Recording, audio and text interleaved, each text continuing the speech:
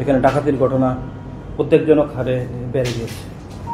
তো এরই অংশ হিসাবে আমরা সেই টোটাল এই অপরাধী চক্রটাকে আমরা ইন্টারসেপ্ট করি। এরই আলোকে আমরা আজ রাত সকালে বারেক বিল্ডিং এলাকার অভিযান চালিয়ে সার্কেল এসপি বিধানাবিদের নেতৃত্বে ডাবল মিরিং থানার sub inspector Jamil, sub inspector নজরুলের নেতৃত্বে আরও 2-3টা টিম একত্রিত হয়ে আমরা আজকে আরিফ হাসান মেহেদি ওরফে পলাশ, পিতা আয়ুব আলী, মাতা আকলিমা, তাকে আমরা পেট্টু ব্যারেটা পিস্তল সমেত আমরা অ্যারেস্ট করি এবং তার যেই আস্তানা, সেই আস্তানা থেকে আমরা একটি টিপ ছোড়া, চাইনিজ কোরাল, 2টি ছড়ি, একটি গামছা, একটি বালিশ, 4টি লোহার রড, একটি স্লাই রেঞ্চ আমরা জব্দ করি এবং এর জব্দ করার পরে তাকে ব্যাপক জিজ্ঞাসাবাদের প্রেক্ষিতে আমরা কিন্তু ওই পেট্টু ব্যারেটা 7.62 mm পিস্তল আমরা উদ্ধার করি এবং সেই সাথে 50 রাউন্ড আমরা অ্যামুনিশন ঘটনাস্থল থেকে আমরা উদ্ধার করি। আপনারা জানেন এই চোর চক্রকে, এই অপরাধী চক্রকে ধরার জন্য আমরা ইতিপূর্বে অনেক দিন আগে থেকে আমরা চেষ্টা করে যাচ্ছি। আপনারা সবাই জানেন, এটা মিডিয়াতে আসছে, পত্রপত্রিকাও আসছে। গত এই মাসের 1 তারিখে আপনার এই রাত 3টা থেকে 4টার সময়, এটা হলো পাঁচলাইশ মডেল থানাধীন, পাঁচলাইশ মডেল থানাধীন এই এলাকায় জনক নুরুল হুদার বাসা থেকে, সুগন্ধা আবাসিক এলাকার নুরুল হুদার বাসা থেকে 40 বড়ি স্বর্ণালঙ্কার এবং নগদ 7,50,000 টাকা এবং 5,000 US ডলার তারা ওই বাসা থেকে, এই সংঘবদ্ধ চক্র বাসা থেকে নিয়ে যায়। তো এর প্রেক্ষিতে আমরা তাদেরকে ইন্টারসেপ্ট করি। ইন্টারসেপ্ট করার এক পর্যায়ে দেখা যায় শ্রাবণ নামে এই অপরাধী চক্রের এক সদস্য, সে একটি প্রাইভেট কারে করে আপনার কুমিল্লার দাউদকান্দি এলাকার বিভিন্ন জায়গায় অবস্থান করে। তো আমরা সেখানে অপারেশন পরিচালনা করি। আমাদের উপস্থিতি টের পেয়ে তারা ওই রামগড় দিয়ে এসে হাটাদারি দিয়ে আপনার চলে যায় কর্ণফুলির উপরে CFL ফার্টিলাইজার এলাকাতে চলে যায়। তো সেখানে আমরা আমার টিম পাঠাই, সার্কেল এসপির নেতৃত্বে আমরা ওইখানে টিম যাই। টিম যাওয়ার উপস্থিতি টের পেয়ে তারা অন্যদিকে মার্চ করে। তো তারপরে যে আরিফের মা এবং বাবাকে ওইখানে পাওয়া যায় এবং আরিফের মা এবং বাবাকে বলে একটা এই আরিফের সহযোগী তো বলছে যে সে অসুস্থ, তাকে চিটাগাং মেডিকেলে ট্রিটমেন্ট করার জন্য ওইখান থেকে অ্যাম্বুলেন্স করে চিটাগাং নিয়ে আসে।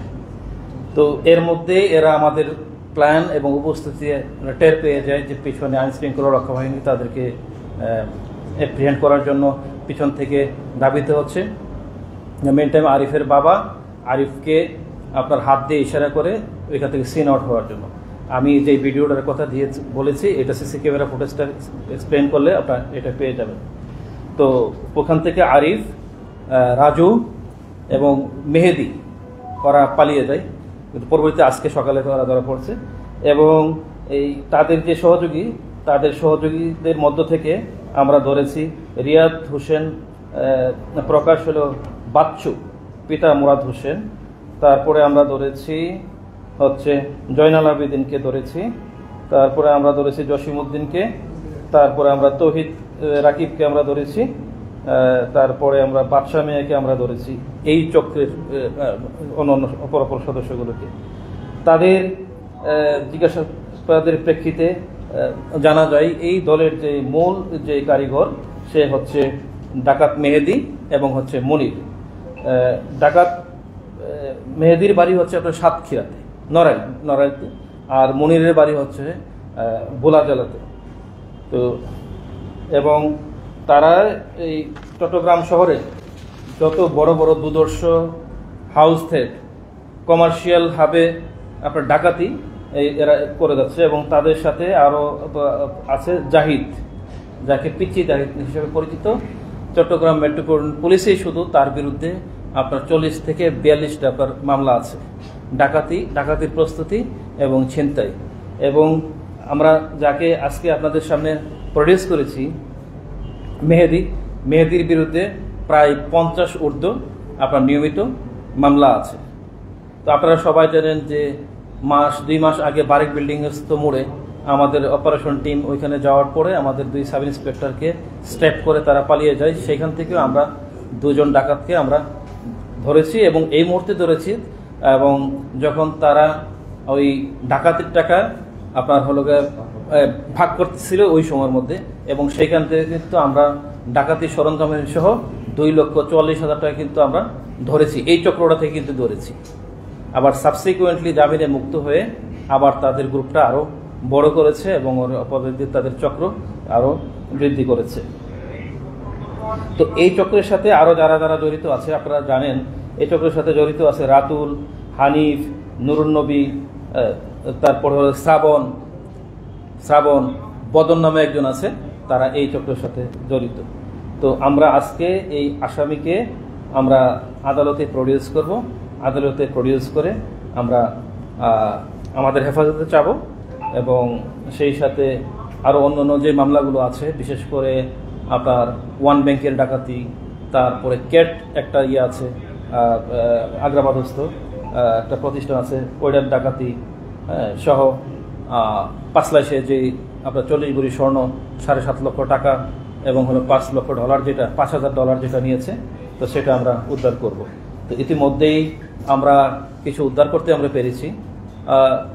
এই ইয়াগুলিকে হ্যাঁ, তো এইগুলো আমরা সোফার যতগুলি উদ্ধার করতে পেরেছি আজকে আমরা কিছুক্ষণের মধ্যেই আমরা আসামিকে সিএমএম কোর্টে আমরা চালান দিব এবং তাকে আমরা রিমান্ড চাইব এবং তাদের কাছ থেকে এই লণ্ঠিত মালামাল এগুলো উদ্ধার করার জন্য।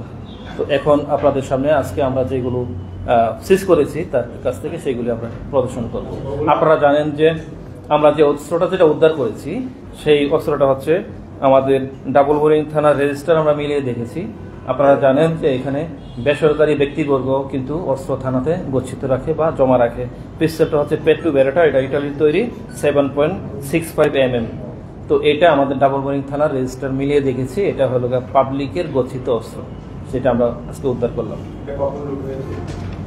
এটা লুট হয়েছে আপনার 5ই আগস্টের ম্যাসাকারের সময় লুট হয়েছে।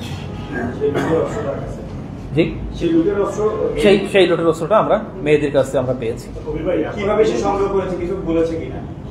তো আপনারা জানেন এই চক্রটা কিন্তু এই এলাকাতে কিন্তু আজকে নতুন না, 5ই আগস্টের আগেও এই চক্রটা কিন্তু আপনার ছিল এবং এই জন্য তো ওনাদের শুধু মেয়েদের এগেনস্টে 50 থেকে 52টা নিয়মিত আপনার মামলা, ডাকাতির প্রচেষ্টা, ছিনতাই এই সংক্রান্ত।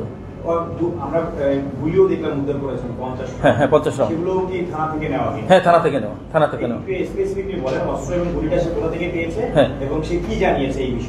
না, এটা হলো যে ডাবল বোরিং থানা যখন আপনার ম্যাসাকের হয়, সেই ম্যাসাকের সাথে সেও জড়িত ছিল এবং সেখান থেকে সে এটা নিয়েছে। না, তাদের কোনো রাজনৈতিক সংশ্লিষ্টতা নাই এবং ইন্টারেস্টিং এই পর্যন্ত যাদেরকে আমরা ধরেছি এবং অ্যাপ্রিহেন্ড করেছি এরা 90%ই আপনার আউটসাইড অফ চিটাগং। যেমন মেহেদির বাড়ি হচ্ছে আপনার নড়াইল, তারপরে হচ্ছে মনিরের বাড়ি হচ্ছে আপনার বোলা, এরকম।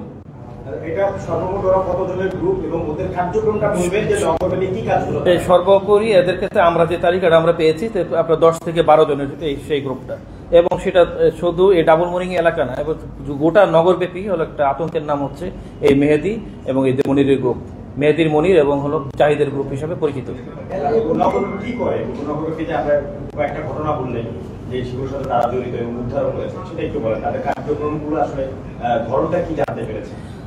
তাদের কার্যক্রমটা হলো যে ওরা যে বড় বড় ফাইন্যান্সিয়াল ইনস্টিটিউটস গুলো ওরা টার্গেট করে এবং আপনি দেখলেই দেখবেন যে এদের বডিগুলো একেবারে স্লিম।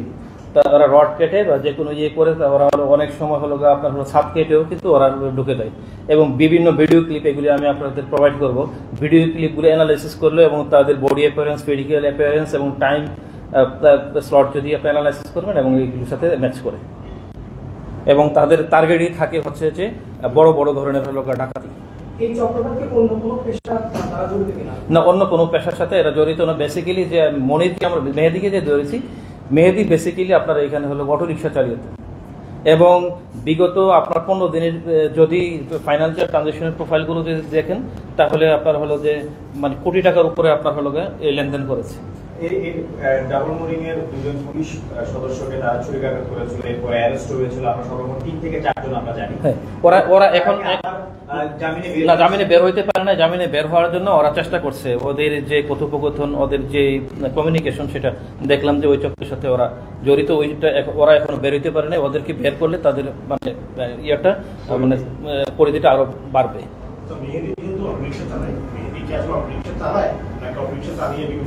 না, অটো এখন না, এখন তো তার পজিশন সবার উপরে টপ। মেহেদি, মনির এবং হলো পিচি জাহিদের এই অপরাধী চক্রের এই ক্লাসের যে অপরাধী, এই অপরাধীর নেতৃত্বে আছে ওরা।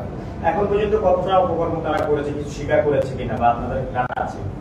হ্যাঁ, এখন পর্যন্ত শুধু মেহেদির নামে আছে 52টা মামলা আছে এবং চলমান। মোস্ট কেসেস আর ডাবল মোরিং কেস।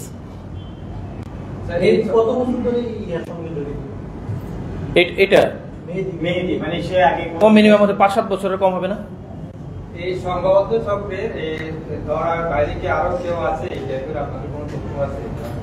এই সংঘবদ্ধ চক্রের বাইরে আরো সদস্য আছে, তো সেটা হলো যে আমরা অনুসন্ধান করে আমরা বের করবো। আর আরো আছে। যেহেতু সবাই বলছেন ভিন্ন জেলা, চট্টগ্রামের কেউ আছে কিনা তাদের সাথে দেখুন, চট্টগ্রাম একটা মেগা সিটি, বিভিন্ন জেলা থেকে কেন আসলো, থাকতে থাকতে এখানকার স্থানীয় লোক হিসেবে মানে পরিণত হয়ে যায়।